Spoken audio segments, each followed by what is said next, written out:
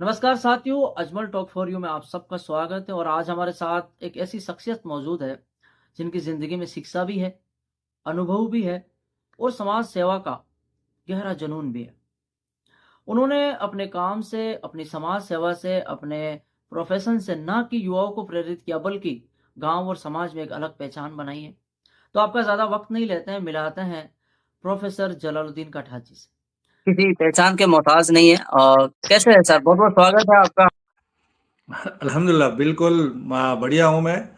और आप जो प्रयास कर रहे हैं उसकी मैं बहुत दिल से तारीफ करता हूँ कि इस प्रकार से बाहर बैठ करके भी आप है जो सामाजिक जड़ों से जुड़े हुए हैं और ऐसे लोगों का इंटरव्यू कर रहे हैं जो किसी न किसी रूप से समाज सेवा में लगे हुए हैं।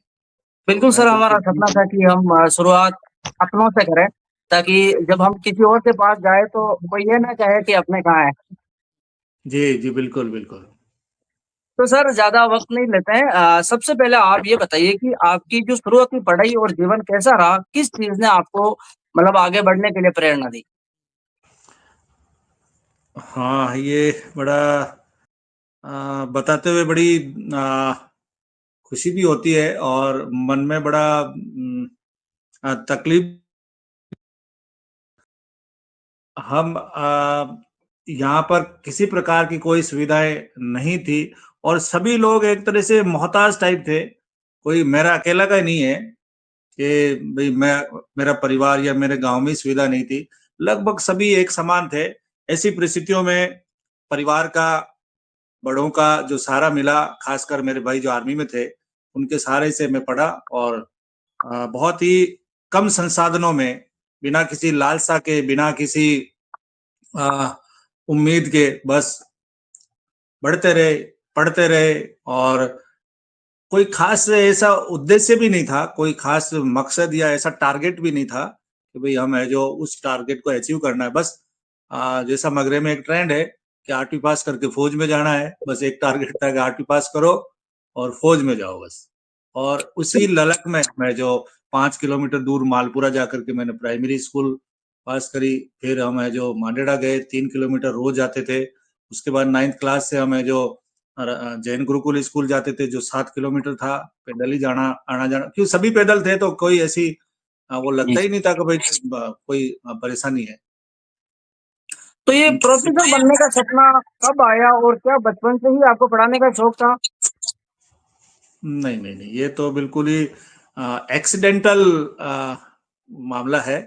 मैं इसको कहता हूँ कि ये एक्सीडेंटली मैं टीचिंग लाइन में आ गया। मेरा खेलने कूदने में बहुत ज्यादा जोर था। मैं अच्छा खिलाड़ी था, एथलेटिक्स का, हॉकी का, और दिन रात बस खेलता ही रहता था। लेकिन जो आखिर के जो 3 महीने मिलते थे, 3 या 2.5-3 महीने, उसमें मैं पढ़ता भी बहुत ज्यादा था।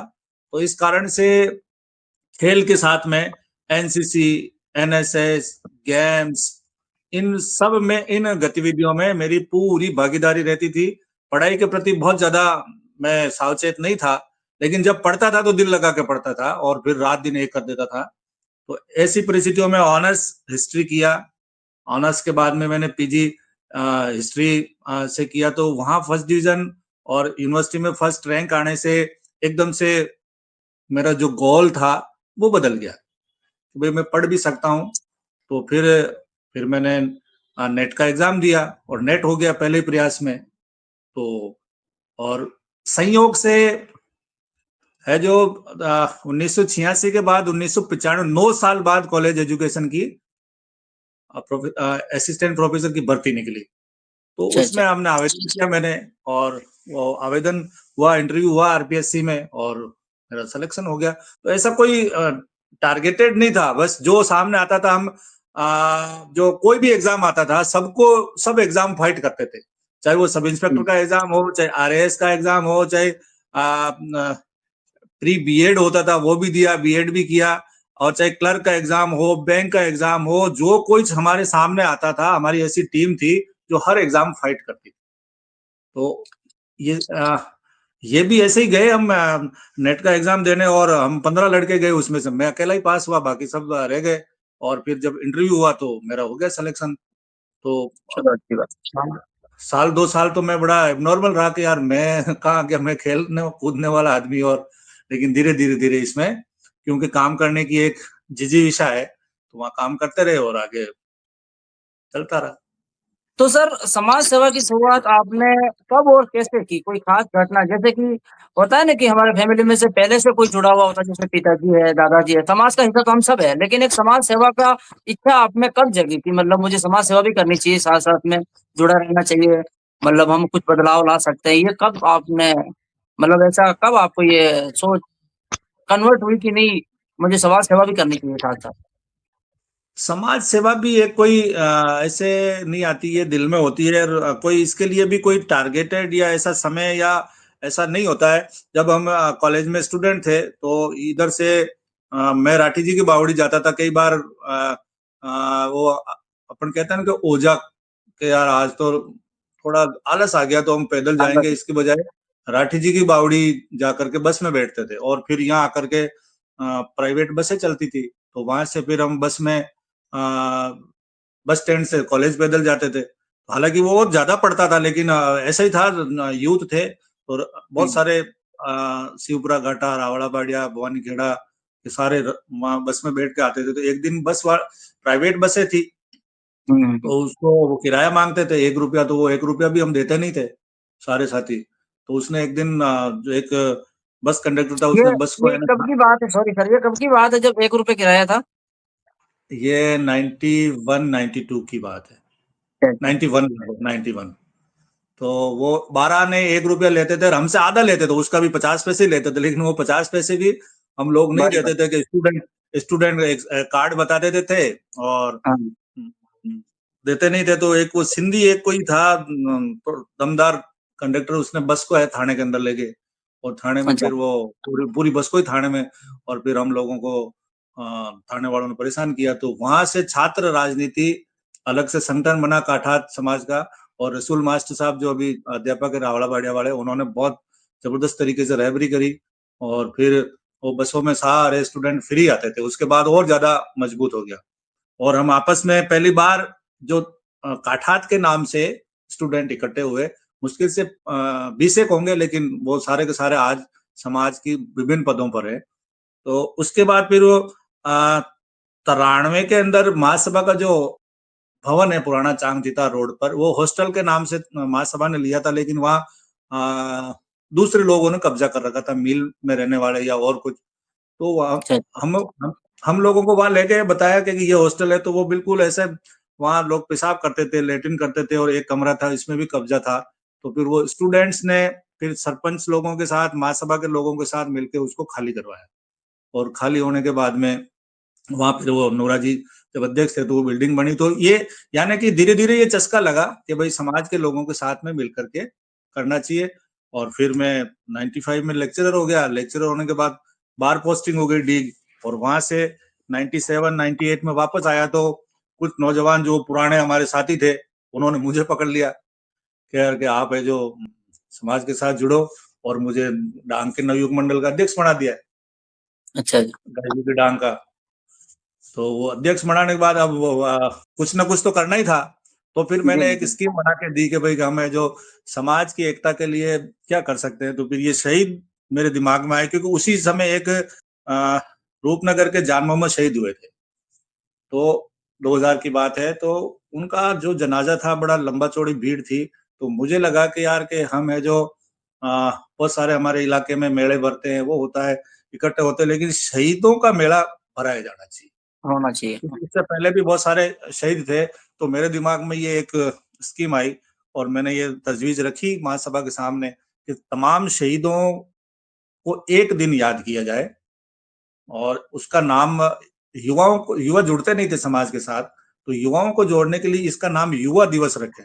क्योंकि शहीद यो दिवस तो 30 जनवरी का फिक्स है देश का, तो वो कर नहीं जी, सकते। तो मैंने ये तजवीज रखी कि भाई इसमें कबड्डी भी रखो, ये रस्साकसी भी रखो, बहुत सारे प्रोग्राम दे करके। तो महासभा ने उसको स्वीकार कर लिया।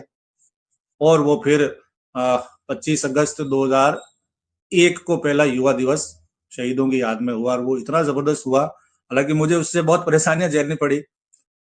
मेरे ट्रांसफर भी हुए, मेरे बहुत सारी, अब मैं बता नहीं सकता ऑनलाइन, बहुत दिक्कतें हुई, लेकिन वो हो गया और उसके बाद कंटिन्यू अभी तक चल रहा है। तो ये ऐसे ये जो कीड़ा था ना, अब वो नवयुग हाँ। मंडल के अध्यक्ष के से फिर मुझे शिक्षा समिति का अध्यक्ष बना दिया, फिर धीरे धीरे धीरे बहुत सारी चीजें होती गई। और उसके बाद तो हालांकि मैंने बिना पद के भी बहुत सारे काम किए, लेकिन समाज से जुड़ाव की जो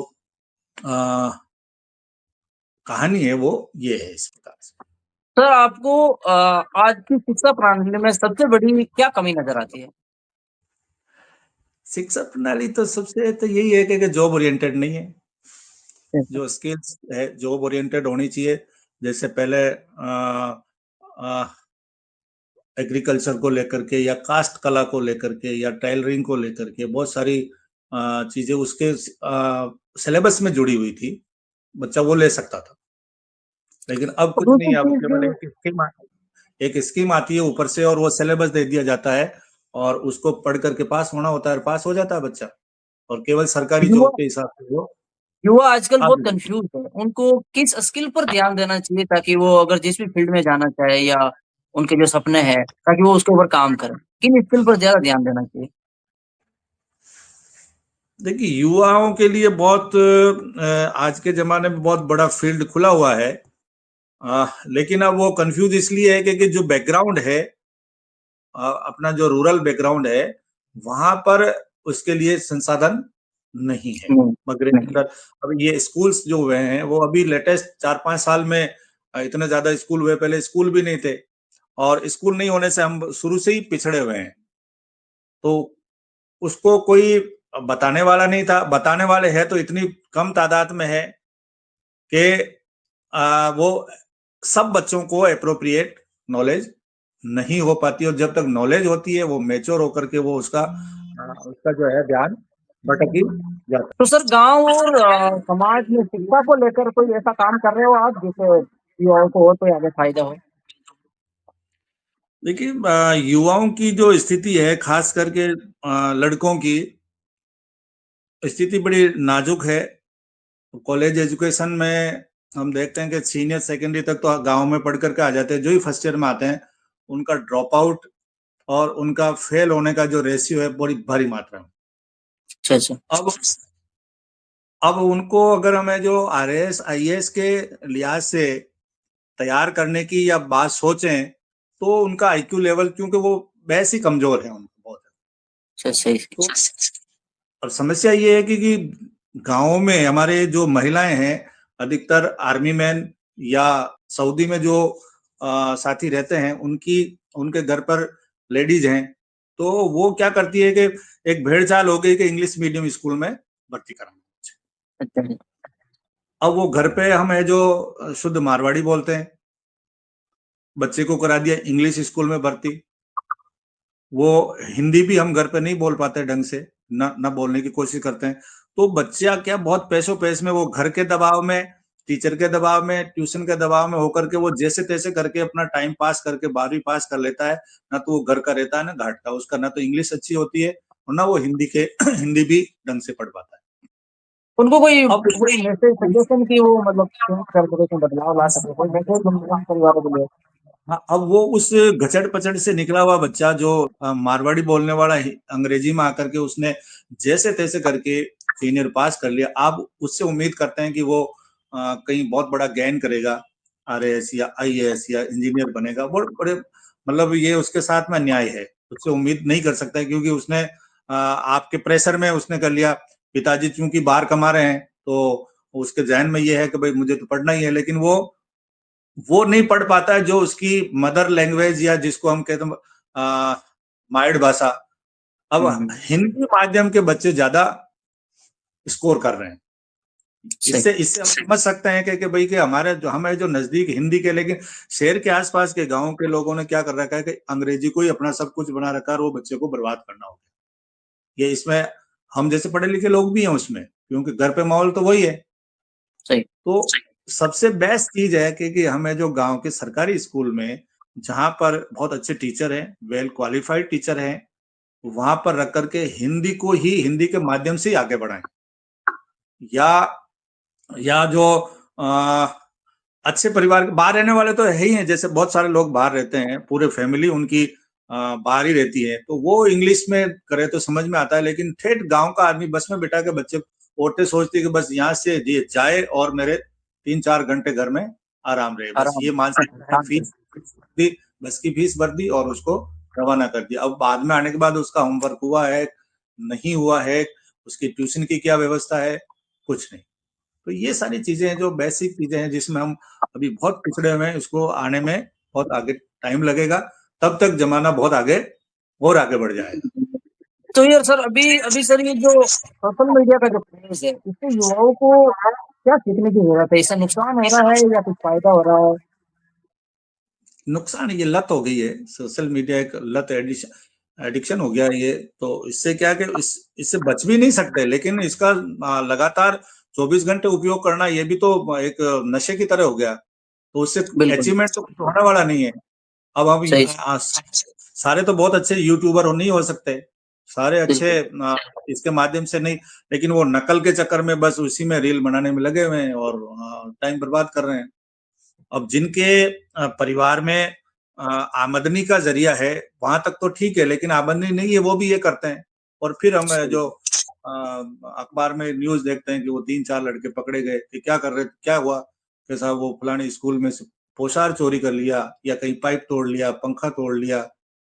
तो ये सारी चीजें फिर फ्रस्ट्रेशन में वो नशा भी करने लग गया। बिल्कुल ये सोशल मीडिया से जो हमें सेलिब्रिटीज की या बड़े लोगों की जो नकल करने की आदत है, उसने थोड़ा बर्बादी की ओर धकेला है। बाकी सोशल मीडिया जरूरी नहीं कि पूरा का पूरा गलती है, लेकिन इसका सही इस्तेमाल सही क्या इस्तेमाल है, है। हाँ वो थोड़ा सा है प्रॉब्लम। तो सर, समाज सेवा में आपको सबसे बड़ा चैलेंज क्या लगता है? मतलब परेशानियां भी आती है। समाज सेवा में चैलेंज ही है, आप अपनी बात को किस प्रकार से लोगों के दिलों में उतार सकते हैं कि हाँ सही है। क्योंकि हर जगह जो ही आप बात रखेंगे तो उस भीड़ में बैठे हुए, मीटिंग में बैठे हुए 50 में से दो पक्ष हो 40 जाते लोग, हैं तुरंत ही। 50 में से अधिकतर लोग ये सोचेंगे कि यार इसका दिमाग, वो दिमाग ये लगाता है कि इसका इनको क्या फायदा है, सही। इनको कोई ना कोई इनके पीछे इनका फायदा जुड़ा हो, मकसद है। बाकी ये इस प्रकार की तजवीज क्यों कर रहे हैं। अब मुझे 30 साल से चुनाव लड़वा रहे हैं, 30 साल हो गए मुझे, हम्म। कि हर बार ये चुनाव आता है कि बस जेडी साहब तो चुनाव के लिए कर रहे हैं। तो वो जो आपकी समाज सेवा जो दिल से आपने की है, परिवार को बर्बाद करके, आपकी व्यक्तिगत लाइफ को बर्बाद करके, उस पे 1 मिनट में पानी फेर देते कि इसको तो चुनाव लड़ना है बस। तो ये सही। अब आप ऐसे तानों से अगर आपको मुकाबला करने की हिम्मत है, तो फिर आप लगातार अच्छे काम करते जाएंगे। बाकी इसके अलावा भी बहुत सारे ताने के साहब के, अच्छा सबसे ज्यादा आरोप तो उसी का ही आ जाता है कि साहब समाज मतलब इन पैसे खाने पीने का कोई मामला होगा, या हम्म। तो अब इस पर बहुत सारी ऐसी चीजें हैं। तो मतलब बहुत आसान नहीं है। घूमता ही रहता है, कभी खत्म नहीं होता। 2-5 आदमी ऐसे जो उसमें पत्थर डाल करके हट जाते हैं और वो फिर चलता रहता है। लेकिन पारदर्शिता से लगातार सही काम करने से बहुत अच्छे लोग भी हैं जो कहते हैं कि नहीं, वो उसका जवाब अपने लेवल पे ही दे देते हैं कि नहीं यार ये फालतू का आरोप है।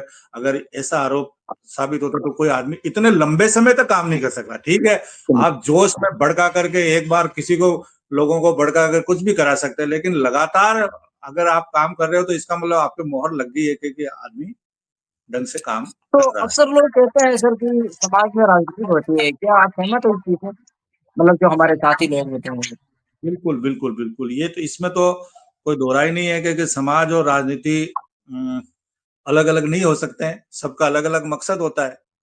कोई तो इसलिए जुड़ता है कि मुझे सरपंच बनना है, वो उसका हिडन एजेंडा होता है, उसमें वो सामने नहीं, वो कहता नहीं है। किसी को, कई युवा नेता जुड़ते आगे के लिए कि भाई हम है, जो उनके मन में ये रहता है कि मैं पंचायत के लोगों की या पंचायत में उन लोगों को दिखाने की कोशिश करता है कि देखो समाज के मुख्य धारा से मैं जुड़ा हुआ हूँ, वो अपना और चेहरा सामने लाने के लिए समाज का इस्तेमाल करता है। इस्तेमाल करता है, भले ही वो सामने नहीं हो, लेकिन ये लगभग हर आदमी, और वैसे होना भी चाहिए। अगर अगर आप अच्छे समाज सेवक हैं तो अपने पंचायत, अब एक सरपंच बन करके अच्छी तरह से आप सेवा कर सकते हो। अब वहाँ ज्यादातर नहीं करते हैं, ये अलग बात है, लेकिन मेरा मानना है कि एक सरपंच सबसे महत्वपूर्ण कड़ी है, जो एक सबसे तिरस्कृत आदमी की, सबसे मजलूम आदमी की सबसे सही तरीके से सेवा कर सकता। बिल्कुल, बिल्कुल। तो वो भी कोई गलत भी नहीं है, लेकिन गलत आदमी जो है ना समाज का दुरुपयोग करके बन जाता है, वो गलत है। बाकी सही आदमी बने तो कोई दिक्कत ही नहीं है। सर समाज में एकता लाने के लिए क्या कदम उठाना चाहिए कि मतलब हम एक रहे, अलग लगना चाहे, एक मंच पे बैठा रहे?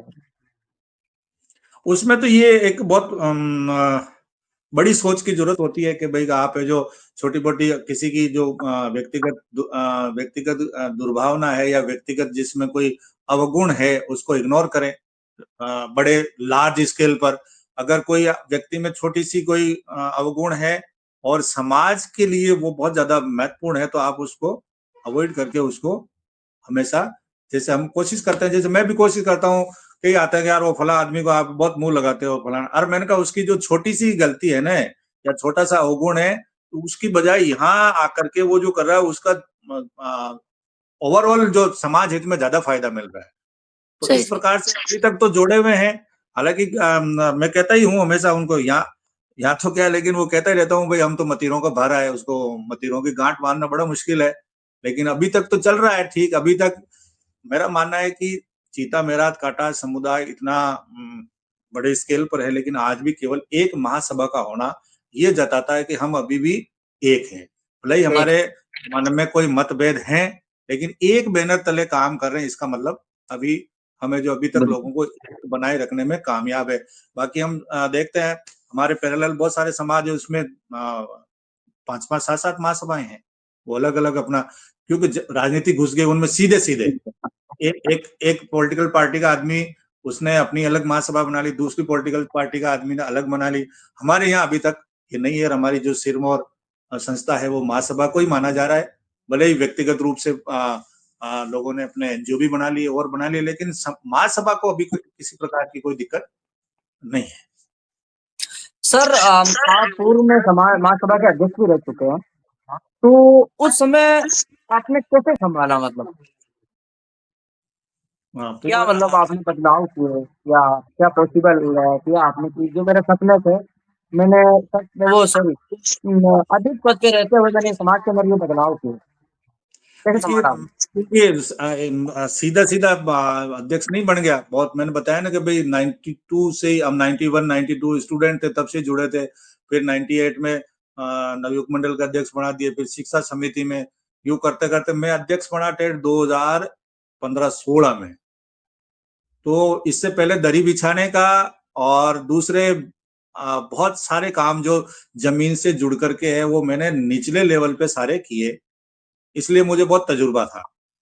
अब इससे पहले जब 2001 में युवा दिवस का कार्यक्रम होने लगा और बड़े भारी मात्रा में हमारे यहाँ दो तो उप मुख्यमंत्री आए, केंद्रीय मंत्री, स्टेट मिनिस्टर, कितने सांसद एमएलए उसमें आया करते थे, हम सबको बुलाते थे।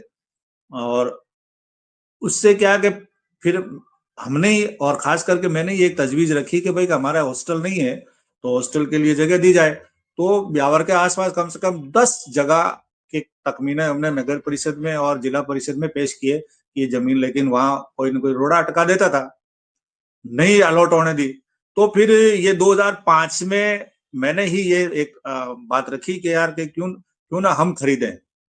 वो खरीदने की बात पे अब इतना पैसा कहाँ से लाए, लेकिन 2006-7 में हमने कहा कि जो भी सरकारी कर्मचारी है वो 1 महीने की तनख्वाह देगा और पेंशनर 1 महीने की पेंशन देगा। इस प्रकार से माहौल बनाया। 2006 में ये जो बगीची खरीदी, उसमें उस जमाने में देखिए आप 32 लाख रुपए हमने इकट्ठे कर लिए। जब मेरी तनख्वाह 17,000 दी थी और मैंने 21,000 रुपए दे दिए, तो मेरे 2-3 महीने खराब हो गए, बड़ी मुश्किल से घर चला पाए। तो ऐसे लोगों में जुनून पैदा हो गया कि एक बस जमीन खरीदनी है, रात दिन एक कहाँ नहीं घूमे हमने, इतने भटके, तब जाके वो रजिस्ट्री हो गई। तो ये हालांकि मैं अध्यक्ष नहीं था, लेकिन जो टीम बनी थी वो इतनी महत्वपूर्ण थी। और जब मैंने अध्यक्ष बनने के बाद में अब वो पड़ी थी, अध्यक्ष बनते ही मैंने जो दो कमरे और 20 लैट्रिन बाथरूम और वो उसके ऊपर बनवा सर दिए। टीम से मुझे याद आया, हर एक इंसान का कोई करीबी दोस्त होता है जो परम मित्र होता है, तो शुरू से वो सही है गलत है मतलब बताता भी है और हमेशा साथ होता है। तो आपका उस टाइम से शुरू से लेकर अब तक कोई ऐसा खास इंसान एक या दो जिससे आप हमेशा जुड़े रहते हो, अच्छा बुरा वक्त बिताते हो और समाज को मतलब समाज लेवल पर कोई ऐसा दो नाम? देखिए बहुत सारे लोग हैं, लेकिन ये क्या कि मेरा ये मानना है कि दोस्त साथी तब तक रहते हैं जब तक आपका स्वार्थ नहीं टकराता है। अच्छा, स्वार्थ टकराते ही खत्म हो गया।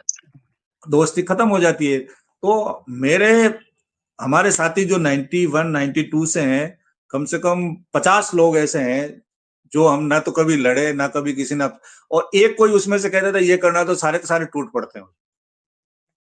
और कभी हमारे कोई आज भी प्रेजेंट टाइम में आपके आसपास आज भी 50 से 60, और हालांकि बुजुर्ग बहुत ज्यादा हैं, वो पहले के हैं। अब वो हमने 50 लोगों ने काम करना शुरू किया तो वो बुजुर्ग भी ऐसे जुड़ गए जैसे कि हम जो जैसा कहें वैसा का वैसा वो मतलब काम करने को तैयार रहते हैं।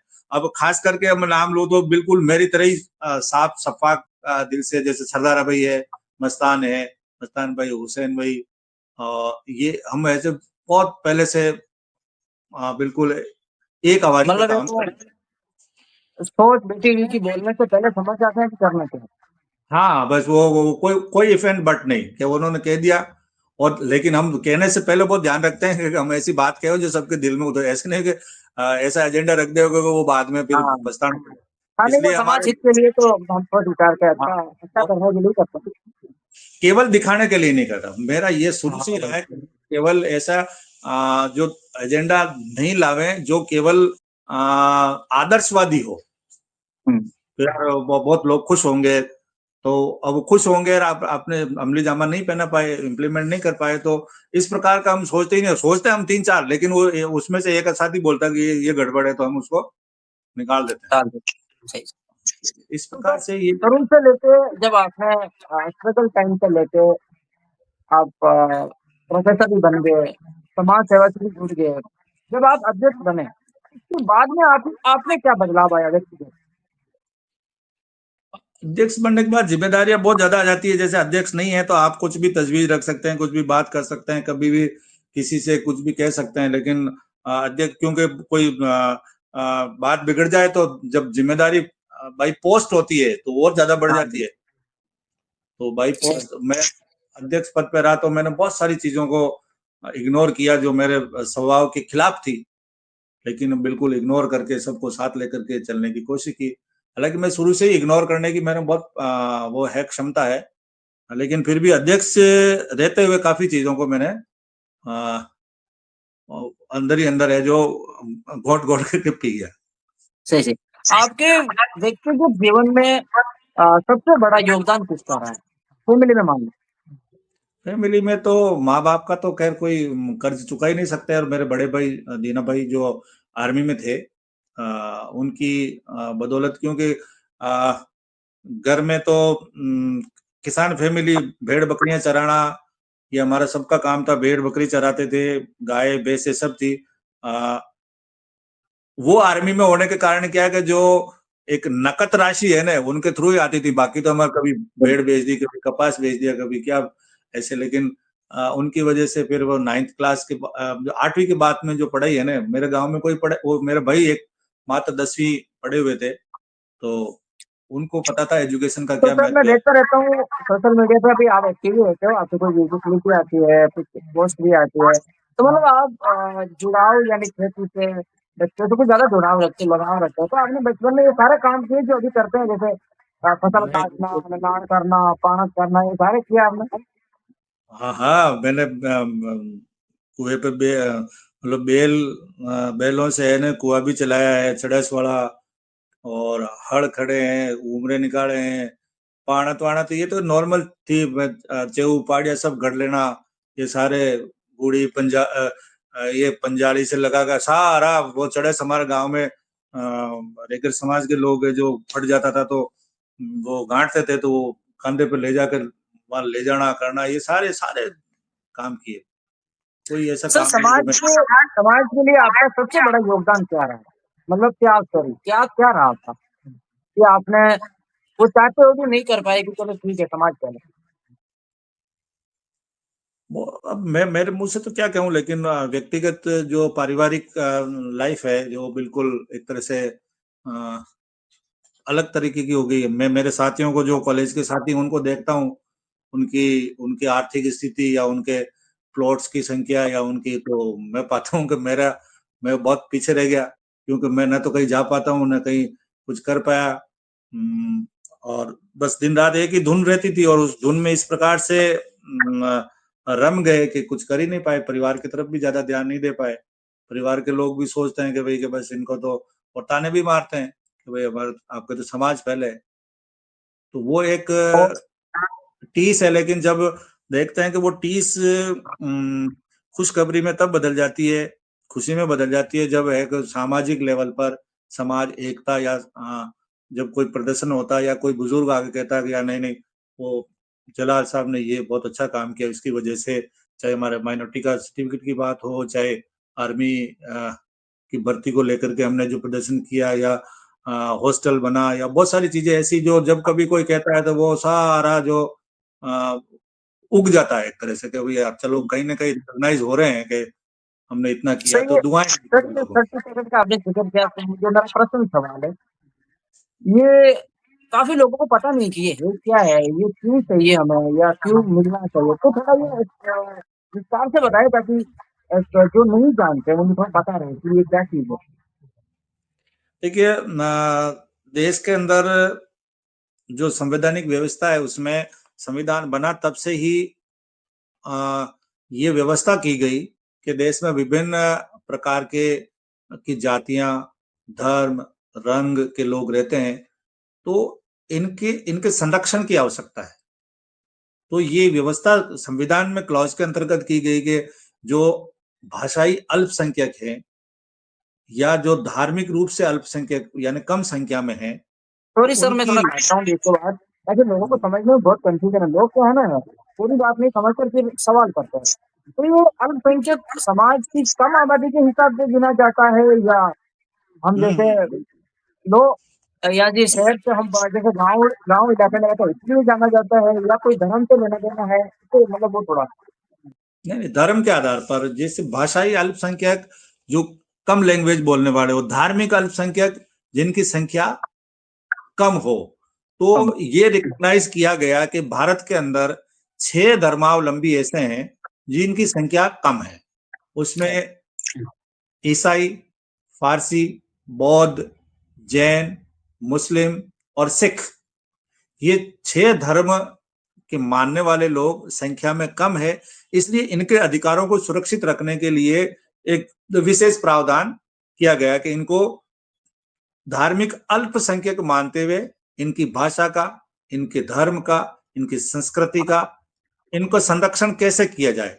तब धारा 29-30 डाल करके कि भाई इनको अपने इंस्टीट्यूशन, अपनी संस्थान बनाने की परमिशन है कि ये अलग से इनको ये संस्थान बना करके इन अपनी भाषा को, अपने कल्चर को, अपने धर्म को ये मोटिवेट कर सके। तो इस आधार पर ये दिया जाता है। अब क्या है कि अब यहाँ समस्या ये है कि मुस्लिम देश भर में केवल कश्मीर को छोड़ करके सब जगह अल्पसंख्यक है, तो उसको अल्पसंख्यक के नाते बहुत सारी इजाजत संविधान देता है। लेकिन हमारे यहाँ प्रॉब्लम ये है, अजमेर जिले के अंदर या ये जो अजमेर मेरवाड़ा है, उसमें चीता मेरात समुदाय है जो मुस्लिम धर्मावलंबी भी है उसमें, लेकिन कुछ लोग नहीं भी मानते, मुस्लिम नहीं भी है। तो वहां पर जाकर के समस्या हुई कि भाई हम ये सर्टिफिकेट किसको दिया जाए। तो हमने एक तजवीज रखी कि भाई जो मुस्लिम माइनॉरिटी होने का एक एफिडेविट दे दे, शपथ पत्र दे दे कि मैं ये मानता हूं, तो उसको दे दिया जाए। और जो नहीं देता वो तो हिंदू धर्म मानता ही है, उसमें किसी को कोई एतराज नहीं है। तो फिर अल्पसंख्यक आयोग में स्टेट गवर्नमेंट के पास प्रतिवेदन गया, तो सरकार ने मान लिया कि ये बात तो जायज है भाई कि जो जो इस धर्म को मानने वाला वही तो एफिडेविट देगा, दूसरा क्यों देगा। तो फिर इस आधार पर वो माइनॉरिटी का सर्टिफिकेट 2006 से कंटिन्यू इसके ऊपर जब रेसिस्टेंस किया तो ये मिलने लग गया। हालांकि अभी भी बहुत सारी अड़चने हैं, व्यक्तिगत रूप से कई बार नाम को लेकर के या और किसी को लेकर के अड़चने होती है, लेकिन मोटे रूप में अब ये रिकॉग्नाइज हो गया है कि चीता मेरात काटा समाज में भी मुस्लिम धर्मावलंबी हैं। तो सर आप जैसे समाज से जुड़े हुए हो, आप कोई ऐसे काम में होते हैं जो आपको प्रशासन से डायरेक्ट टकराना होता है, तो समाज की एकता होती है, आप 5 लोग जाते हैं, जुड़ते हो, तो बहुत सारी समस्या आती होगी। कभी-कभी ऐसा हुआ है कि आपके साथ कि आप कभी अकेला महसूस किया हो कि यार मैं कहाँ फँस गया हूँ, मैं मेरी नौकरी नहीं ठीक था या मतलब कहीं कहीं न कहीं तो आपने अकेला महसूस किया होगा? अगर आप सही राह पर, सही सिद्धांतों पर चलते हैं तो कोई दिक्कत नहीं आती है। बस वो समझने वाले की जो शक्ति है, उसको समझाने की आवश्यकता होती है। हमने अब कभी ऐसा कोई टकराव की बात ही नहीं करी, क्योंकि हमें जो कॉन्स्टिट्यूशनल बात करते हैं कि भाई कि ये है, तो अब वो देर सवेर प्रशासनिक अधिकारियों को भी मानना ही पड़ता है, तो ऐसी तो दिक्कत नहीं आई। शुरू-शुरू में युवा दिवस समारोह को लेकर के ज़रूर दिक्कत आई, वो भी गलत प्ले कर दिया था। कांग्रेस के ही एमएलए केसी चौधरी थे, उन्होंने कुछ ऐसा गलत बयान दे दिया, उसके कारण से दिक्कत आई। बाकी ऐसा कोई टकराने वाली ऐसी कोई बात नहीं है, क्योंकि प्रशासन में अच्छे लोग हैं, वो समझदार आईएएस आरएएस समझते हैं सब बात को। पॉलिटिकली जरूर कभी कई बार होता है, लेकिन फिर भी टकराने जैसी ऐसी कोई बात नहीं आती है। और तो आप जैसे भी आलोचना भी करते हैं लोग, क्योंकि देखो गाली देना भी एक आम बात है, हम गाँव इलाकों में रहते हैं, आपकी आलोचना भी करते हैं, कोई न कोई कमी कमजोरी ढूंढ कर एक मौका देख कर बात भी करते हैं कि मतलब शब्दों से, तो फिर आप कैसे हैंडल करते हो? कुछ कोई लोग गलत नहीं बोल देते, साफ नाम लेके नहीं बोल देते, जैसे अभी कुछ टाइम पहले हुआ, कोई नाम लेके नहीं, अगर आपसे कोई आलोचना कर दे, गलत शब्द का इस्तेमाल कर दे, तो आप कैसे हैंडल करते हो? हम जैसे भी ये है, तुरंत गुस्सा आ जाता है कि हम कल देखेंगे। तो अभी आपको तो क्या है कि आप दिमाग एक अनुभव है, तो कैसे कैसे फिर आप हैंडल करते हैं? सार्वजनिक हित, समाज हित या पब्लिक जो पब्लिक के हित की बात को लेकर के कोई आलोचना करता है तो मैं तुरंत जवाब देता हूँ। जैसे उसमें मुझे घुसेड़ करके भाई कि सामाजिक हित को इसकी वजह से ये नुकसान हुआ, तो मैं तुरंत जवाब देता हूँ उसका। बाकी व्यक्तिगत हितों को लेकर के जो मेरी आलोचना करते हैं तो मैं उसकी परवाह ही नहीं करता, क्योंकि कोई चाहता है कि मेरा ये जेडी साहब की वजह से मेरा व्यक्तिगत हित है जो यहाँ गड़बड़ा गया। अगर ये सपोर्ट करते हैं समाज के माध्यम से या महासभा में मेरी बात उठा देते हैं या मेरी ये कमी को ये चाहते तो छुपा सकते थे, तो वहां वो मैं उसकी परवाह नहीं करता हूँ। लेकिन सार्वजनिक हित को मैंने नुकसान पहुंचाया और उस पर कोई आलोचना करता है तो मैं तुरंत प्रभाव से उसका रिएक्शन करता हूँ और उसमें जवाब देता हूँ। वो उसके पास सामने वाले के पास कोई जवाब ही नहीं रहता, क्योंकि मैंने ऐसी कोई हरकत आज दिन तक की नहीं कि समाज को या किसी समूह को या किसी धर्म को नुकसान मेरी वजह से हुआ हो, ऐसा कतई मैं नहीं करता। सर एक सवाल और है, एक भाई ने पूछा, मैंने अभी चर्चा की है तो मैंने बोला मैं सर से बात करने वाला हूँ अभी दिन में, तो बहुत खुशी है कि अच्छी बात है। तो उन्होंने एक सवाल बोला है कि यार मेरा एक पर्सनल सवाल है कि समाज में अभी जो शादियां होती है हमारे राजस्थान के अंदर, पूरे राजस्थान में हमारे समाज की बात है, कहीं देश का हमारे ऊपर चलन नहीं होता था, है ना, नहीं देते हैं। फिर भी जब ऐसा कोई छोड़ना होता है या कोई बात होती है तो देश का मुकदमा लगा देते हैं। उनके लिए 2 शब्द या कोई सुझाव, ताकि वो आगे से ऐसा कुछ ना हो या इससे हम बच सकते हैं। दहेज वाली बात है ना, तो देखिए दहेज का अपने जितने भी ग्रामीण समाज है ना, वहां पर जहां रीत ली जाती हो वहां दहेज का तो कोई मसला ही नहीं है। सवाल ही नहीं पैदा होता। मतलब रीत ली जा रही है, यानी कि लड़की वाला पैसा ले रहा है, तो वहां दहेज देने का तो सवाल ही नहीं है, ना लेने का सवाल है। ये केवल कुछ ऐसे लोग जो सामाजिक रीति रिवाज नहीं समझते, समाज के लोगों के संपर्क में नहीं रहते हैं, और वो केवल सामने वाली पार्टी को बदनाम करने के लिए या अपनी कमियों को छुपाने के लिए वकील साहिबान से संपर्क कर लेते हैं, और वहां पर एक रटा रटाया एक स्क्रिप्ट होती है, उस स्क्रिप्ट पे साइन होता है और वो उसको उड़जा देते हैं। तो इसलिए महासभा ने, हमारे समाज ने भी ये कर रखा है कि जो भी कोर्ट कचहरी में जाता है वो यहाँ समाज में नहीं आए। कोई भी मामला दो तरफा नहीं हो सकता। आप समाज के माध्यम से आते हैं तो आपकी बात को सुना जाएगा, और अगर आप कोर्ट कचहरी में जाते हैं तो फिर आप वहीं से लड़े। तो हाँ, जब जो सामाजिक परेशानी है या उनकी जो व्यक्तिगत पारिवारिक लड़ाई है, सामाजिक लड़ाई है, उन ब्याही-ब्याहियों की लड़ाई है, उसको उसका बट कैसे निकला हो, इसलिए पुलिस और ये दहेज का मुकदमा लगाया जाता है। बाद में भी हमें सब पता है कि उसका 100% वो गलत है, लेकिन वो प्रेशर बना करके वहां बुला करके बिठा के समझौता होकर के वो उससे पैसे लेने होते हैं बस। और वो कोर्ट के बाहर वो आपस में समझौता करके फिर वो रफा दफा भी होता है। मुझे तो नहीं लगता मतलब कि आज समझौता तो सर बाद में भी, जब केस मेरी 10 साल चलो, समझौता तो बाहर ही होना है, दोनों के पक्ष तो नहीं होना। तो इससे अच्छा पहले ही वो समाज से जुड़े। हाँ लेकिन अब वो समाज ये नहीं दिला सकता ना। अभी बिल्कुल लेटेस्ट मेरे कोई रिश्तेदार है, बेचारी विधवा है, उसके लड़के की शादी करी यहाँ पे अपने इधर ही, और वो लड़का बाद में अग्निवीर में रह गया। वो लड़की बिल्कुल सही नहीं है, लेकिन उसने बिना कारण के वो लड़का वहां गया और उस पर आरोप लगा दिया। अब वो 3.5-4 तोला सोना खाने की कह रहा है और 5 लाख रुपए और मांग लिए, नहीं तो उसकी नौकरी खतरे में। और वो बेचारी विधवा जो कमटे पे जा करके उसने बच्चे को पढ़ा के अग्निवीर में भर्ती कराया, वो बिल्कुल त्राईमाम कर रही है। तो ये केवल एक दिमाग का दिवालियापन है, या एक मानसिक विकलांग लोग हैं जो इस प्रकार से करते हैं। अच्छे लोग इस प्रकार से करते नहीं। अगर बात बिगड़ भी जाती है तो बैठ करके बात कर लेते हैं। और ये मंच भी इसीलिए बना है, बार बार आह्वान करते हैं कि भाई आप आइए। कोई ऐसी कौन सी समस्या है जो टेबल टॉक से वो नहीं हो सकती। हर हर हर बिल्कुल सर। हर मसला हल हो सकता है। सर अभी कुछ कुछ महीने पहले राजस्थान कटाकीका में राज्यसभा यानी महासभा ने एक अच्छी पहल की, विवाह सम्मेलन और छोले छोड़े की शादी संपन्न हुई। बहुत अच्छी पहल थी। क्या हर साल होगी? हाँ, अभी तो हमने उसी समय महासभा ने ऐलान कर दिया था कि हर साल किया जाएगा, लेकिन उसका समय जो है वो थोड़ा सा चेंज करने का है कि वो गर्मी में वो दिक्कत आती है। तो हर साल होने का ये वो है। लेकिन अब इसमें भी हमने माइनॉरिटी जब इसका अध्ययन करते हैं तो पता चलता है कि लोग अच्छा इस्तीमे में शादी करने वाले या इसमें करने वाले लोग भी, जो हम जो चाहते हैं भाई कि सामाजिक बुराइयां या कुरीतियां या अधिक खर्चा वो कम हो, वो अभी भी माइंड मेकअप नहीं हुआ है। वो कोशिश करते हैं कि इसमें भी कर ले और घर जाकर के पूरा का पूरा घर जाके काम और कर ले। करे, वही शिकायत मैंने सुनी है कि यहाँ पर तो राजनीति सब हो गया, घर जाने के हाँ, बाद 2 दिन 5 दिन बाद वो फिर करता जाता। बस वो एफिडेविट भी लिया, हमने सारा कुछ किया, लेकिन वो जो महिला शक्ति है कौम की, वो उसका अभी भी अल्लाह ही मालिक है।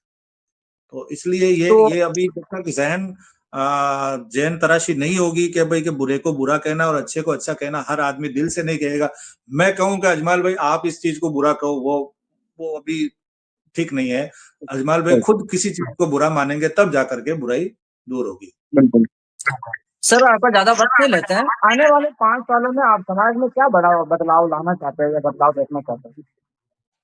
देखिए, सामाजिक जो गतिविधियां चलती है वो एक ऐसी मंथर गति से चलती है। वहां पर हमें जो ऐसा नहीं है कि कोई अलादीन के चिराग की तरह इस प्रकार से हमने जो डंडा घुमाया और वो हो गया। तो हमारे समाज का जो एक सिस्टम है, उस सिस्टम के साथ जुड़ करके हम धीरे धीरे धीरे प्लानिंग करें, तो नहीं तो फिर वो आदर्शवादी बातें हो जाएगी। तो कोशिश कर रहे हैं कि अब जैसे इसमें हॉस्टल के अंदर, हमारे बगीचे के अंदर